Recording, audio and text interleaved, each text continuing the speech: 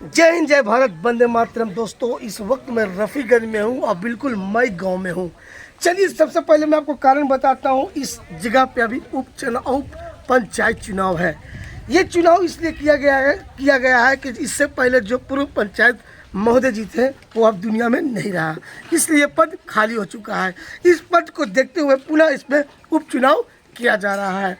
अभी तमाम जानकारी के अनुसार ये पता चल रहा है कि लगभग इस क्षेत्र से कोडिया पंचायत से लगभग 5 कैंडिडेट खड़े हैं।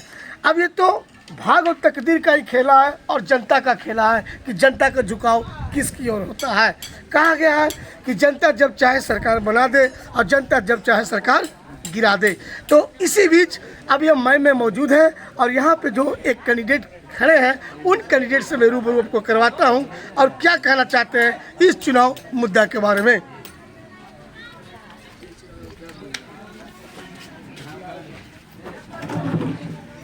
सबसे पहले सर, आपको RRO इंडिया टुडे न्यूज़ में आपको वेलकम है सर।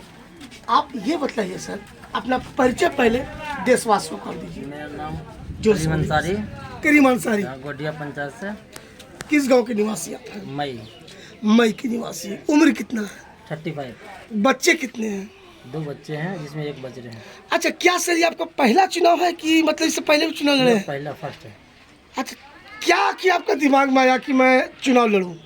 इसलिए कि मेरा मतलब कि गांव का बढ़िया से विकास करूं। अच्छा, इससे पहले आप समाज सेवा काम किए हैं?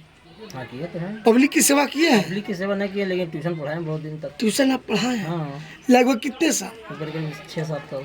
6-7 साल पढ़ाए। कितने क्लास तक के बच्चों को पढ़ाते हैं? 8 तक का पढ़ाते हैं।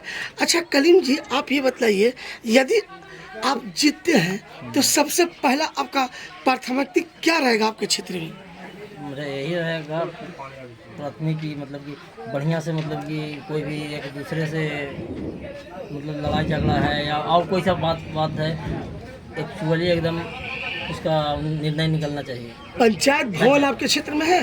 पंचायत भवन तो हाँ है। क्या आपके गांव में पंचायत आपके गांव में पंचायत भवन है सर? बोलिए। यहाँ नहीं है, यहाँ नहीं है। आखिर क्यों नहीं है? क्यों नहीं है? क्यों नहीं है पंचायत भवन? क्या आप लोग यहाँ पंचायत भवन नहीं चाहिए ना जी? तो क्या आपने मुखिया को इसके बारे में कंप्लेंट डाला है? मुखिया जी तो बोले हैं कि पंचायत भवन चाहिए। अच्छा सर, आप बताइए, आपके इस गांव में गुडिया पंचायत भवन नहीं है सर। अब अभी आप बताएं सर कि मतलब जो भी समस्याएं होता है लोगों के प्रति सर, उसका हम सोल्व करिए। यदि आप जीतते हैं सर तो क्या पुनः पंचायत भवन का निर्माण होगा? अच्छा, अभी आपको हम देख रहे हैं कि 2026 में मुखिया का चुनाव आ रहा है। कई तरह के घोटाले क्षेत्र में आ रहे हैं। प्रधानमंत्री आवास योजना के तहत भी घोटाला हो रहा है। सुनने में आ रहा है कि एक आवास पास कराने में 20 से 30 से 40 हज़ार रुपया मुखिया लोग ले रहा है सर। यदि आपके क्षेत्र में ऐसा होता है सर तो क्या आप एक्शन लीजिएगा? आप खड़े उतरिएगा, जनता की सेवा कीजिएगा। कहीं ऐसा तो नहीं कि आप भी जाकर के मोह माया के जाल में आप भी फंस जाइएगा? क्योंकि सर कहा गया है सर, जनता एक वोट दे करके जिताते हैं और लेकिन जब जीत जाने के बाद जनता को फिर मुड़ करके कोई देखने नहीं आता है। चलिए, मैं रूबरू जनता से ही ले लेता हूँ। कैसा कैंडिडेट है सर जो आपके बीच में खड़े हैं? कैसे आप कह दिए ठीक है सर? क्या आप घूस लिए हैं क्या? नहीं, घूस क्या लेंगे सर, हम यहाँ पे रहते नहीं हैं, प्रदेश में रहते हैं। अच्छा, लेकिन है कि इसी गांव के निवासी, इसी गांव के यानी मत आप दीजिएगा। कैसा कैंडिडेट है सर? बहुत बढ़िया है। उम्मीद है कि अपने वाणी पे खड़े उतरेंगे। हाँ, कैसा है सर? बहुत बढ़िया भैया, उम्मीद है। बहुत बढ़िया। आपका नाम क्या हुआ? मोहम्मद इब्राहिम।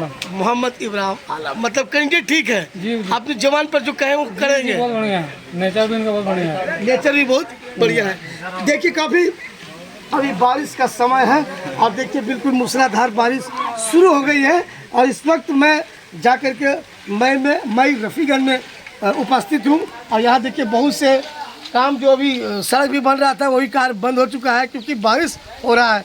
लेकिन जो नए कैंडिडेट जो खड़े हैं इन्होंने आश्वासन दिया है कि सर इससे पहले मैं पूर्व में बच्चों को क्लास लेता था, ट्यूशन पढ़ा करके अपने जीवन को व्यतीत करता था। अब ये तमाम जानकारी यहाँ के लोगों बता रहे हैं कि कैंडिडेट बिल्कुल सही है।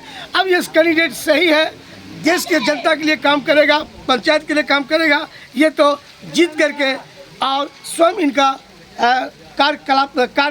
कालिका ही बतलाएगा। अब दूसरी बात रह गया कि जनता की मत है, जनता जिस और झुकाव करे। चलिए कुछ और आम जानकारी देते हैं। कहाँ तक आप पढ़े लिखे हैं सर? बीकॉम। बीकॉम आपका फाइनल है? कहाँ से किया है बीकॉम सर?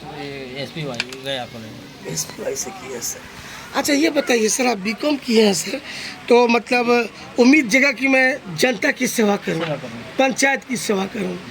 कहीं और भी 2026 में मुखिया का भी फाइट चुनाव आ रहा है सर, कहीं उधर भी तो निशाना नहीं मार सकते हैं? मार सकते हैं, क्यों नहीं मार सकते हैं, स्वतंत्र मेरा देश है। यही तो मैं पूछना चाह रहा हूँ सर, यानी 2026 भी आप छलांग लगाने के लिए तैयार है? मेरा छवि अगर अभी बढ़िया रहेगा तो ये देखिए इनका कहने करते हैं कि मेरा काम और कार्य को देखते हुए जनता 2026 अगर मेरा सही रहा तो बिल्कुल जनता भी हमारे लिए काम, जनता के हित के लिए हम काम करेंगे। आज हमारे देश में ऐसे ऐसे नौजवानों की ज़रूरत है जो देश और समाज में बदलाव ला सकते हैं। आखिर कब तक हम लोग अपना बान और कमान उन लोगों को सौंपेंगे जो जीत करके भी देश और समाज के लिए काम नहीं करते हैं?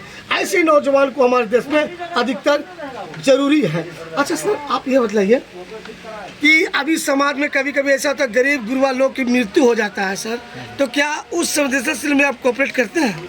नहीं करेंगे। करते हैं? किसी का बेटी का या मोहल्ला में शादी होता है उसमें भी करते हैं, उसमें भी मदद करते हैं? तो लोग बताएगा, पूछिए, लोग बताएगा, हमसे क्या पूछेगा? जो बनता है वो करता है, जो बनता है हेल्प करते हैं, यानी अपने स्तर से पीछे नहीं हटते हैं। तो ये देखिए जानकारी जो कैंडिडेट, एक बार नाम अपना और बता दीजिए सर। कलीम अंसारी। ये देखिए कलीम अंसारी जी, यानी कहा गया कि नौजवान पीढ़ी जो भी क्षेत्र से चुनाव फाइट कर रहे हैं, कलीम अंसारी जी बिल्कुल अपने वादे पर खड़े कर रहे हैं। ये मैं नहीं करता हूँ बल्कि यहाँ का जनता कर रहा है। अब तो ये वक्त बताएगा रिजल्ट आने पर बाद ही। इन्हीं चंद शब्दों के साथ में RRO इंडिया टुडे न्यूज़ से राजेश पासवान अपनी वाणी को समाप्त करता हूँ। जय हिंद, जय भारत, वंदे मातरम।